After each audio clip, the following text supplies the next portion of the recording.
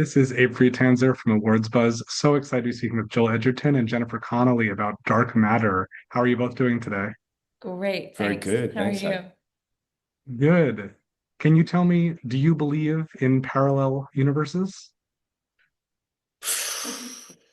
Oh God. No, I don't know that I do. Is that terrible to say that? I love the things that it makes us think about, and I love theorizing about it. Because I think like the show, it teaches us so much about values as human beings and what we hope for from ourselves and the choices we make. But I don't know that I want a visitation from Joel too. I don't think I'm clever enough to know if I believe in it or not. I mean, I don't know. I mean, yeah, I don't know. I don't know. Do you feel like having an understanding of how it could work and all that is critical to playing these roles? Or the script is strong enough that you sort of just follow that? I don't think, I mean, for me, for my character, no, my character isn't a physicist, and my character doesn't have any clue in season one until that's what's happening until the very end of the season. And then she didn't create it. She's just someone who's kind of trying to process the fact that it's a possibility. So no. Would you like me to explain how it works? But Yes, Joel, on the please, other hand, please. This is weirdly I look in the mirror, and when I look in the mirror, I don't see immediately, I don't scream physics teacher. My brother was excellent at physics and was, really, really, I had a really great understanding of that. And I have many friends that do. I often find with work in general, I'm like trying to slip on the shoes of someone else. And occasionally it's about trying to pull the trick of raising the ceiling of your own kind of understanding or intelligence. And as an actor, I always feel like a bit of an imposter anyway. Um, and so I think it's important to at least pull the wool over the audience's eyes of having them believe that you believe. Um, but there is a limit to my ability to Rubik's Cube this stuff in my, like, I can start to understand, I start to understand. And at some point, it feels like I'm listening to someone speak Mandarin. And I realized that just how brilliant certain thinkers are in the world. And I watch tons of stuff on videos about, theories on the universe and the expansion of the universe and all these things that the show deals with. And I love hearing them in plain speak, but at a certain point you lose me, and that's my job to try not to you know make it look like I don't know what I'm talking about.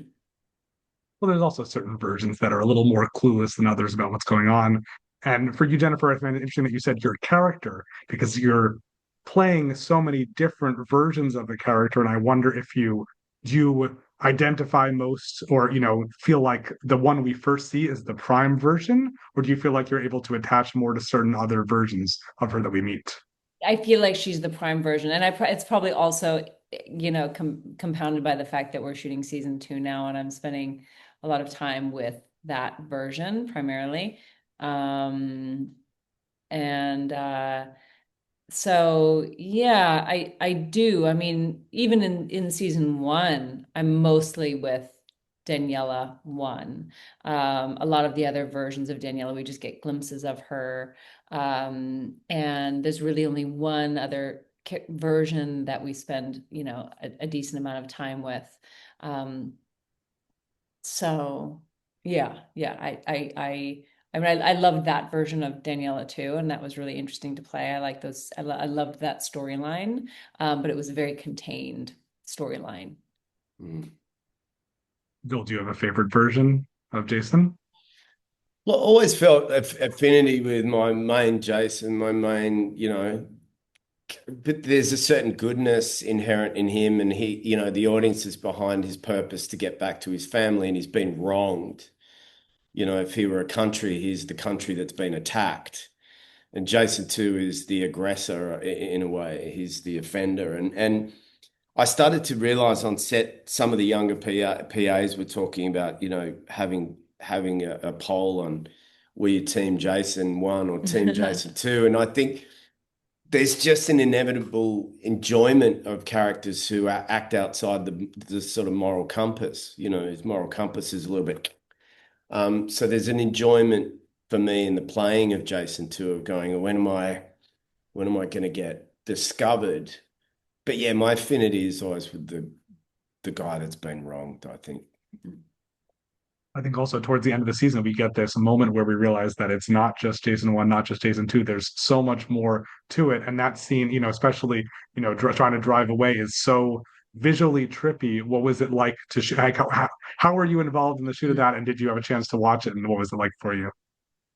I think you're talking about the warehouse at the end with multiple versions. I mean, that was relatively complicated to shoot, of just jumping around, and it did become an interesting prospect that Jason 1 had split into so many different versions that all felt like they had the right to the family, which became its own antagonism.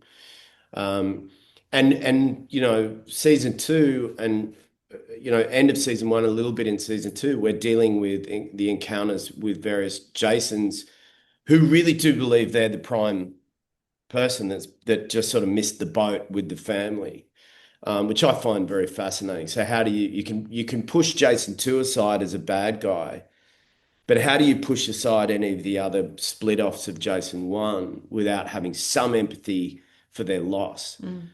So I found that weird. I mean, shooting that stuff was complicated, but I will take my hat off to the people that make the show work that are not us, as in the visual effects teams. The world building is really extraordinary, and I think they really nailed that. And the fact that they could create 100 versions of me, and make it look authentic, I think was really special. What can you preview about season 2? We're in it. We're in it. I think, we can say it deals with the kind of ramifications of the box and our travels in the box, and where we land. It picks up where we land, and what are the impacts and the repercussions of that for us, and for different characters and different versions of different characters. There's a certain search for a place to live that makes, the family are kind of, in their own way, sort of at sea, wondering where they could plug in and where they could fit in. But there's also a sense of chaos, and there's a sense that any well-wishing technology that's unleashed on the world, be it AI or the internet or all these things, they could be used for good and they could be used for bad, and they can create connectivity and they can create chaos. And I think there's a bit of the good news with season 2 is that we did a very propulsive thriller for season 1, and this is its own animal and its own. Yeah, it's definitely a different journey, which I think is great. Yes. Fans of yours who tuned into this interview because they like you and haven't necessarily seen the show, do you feel like you need to be someone who's into science fiction or genre to get into the show, or it's something that can really be accessible as a family story?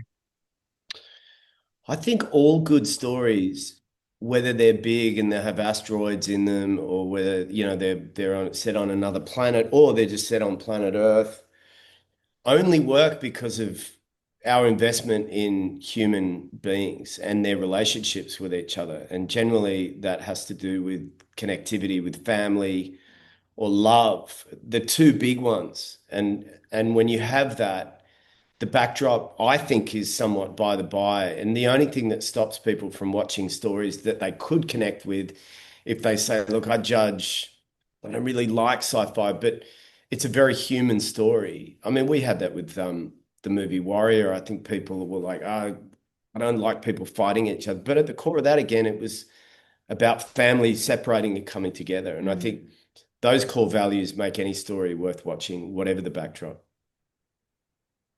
Well, I know you've both done some television in the past, like Underground Railroad and Snowpiercer, and it's nice to see you weave through different genres and find some really interesting roles that I think are especially with those two, these roles are so substantially different from those, and that's really nice. Thank you. Thanks. I'm curious, what are you guys watching? What have you seen recently on TV that's really sticking with you? My appetite for TV is all over the place. I'm a huge fan, like everybody else, of adolescence. I worked with Steve, the director Steve, when he was a young actor, and so I was like, I'm curious about it. And it's just wonderful to see that do so well and so richly kind of relevant. And then I'm watching The Studio, which is weird being on the Sony studio lot because I'm like, I love, obviously involved in the business, so that's sort of weird and mad. And I just finished watching season 3 of White Lotus, which I love. I love that show. Yeah, so those are the things I've been watching. Maybe I watch too much TV. I liked Adolescence too. I watched that. I recently finished watching season 2 of Severance, which I thought was really good. And I am gonna start watching season 2 of The Last of Us. I haven't started watching that yet, but I liked season 1. I thought it was really well done. Yeah, I did too. I don't watch reality TV at all. I do sometimes. The Great British Baking Show. Yeah. And I sometimes I enjoy watching Alone.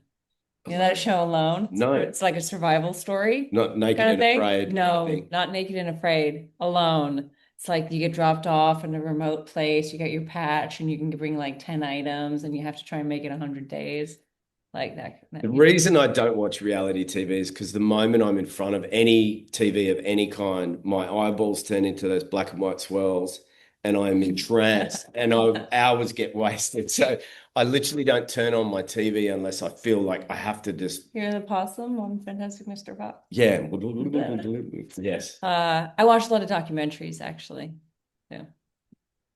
Well, thank you both so much. It's a pleasure to speak with you, and I look forward to seeing more of the mystery here. Thanks. Thanks, Abe. Thanks, mate.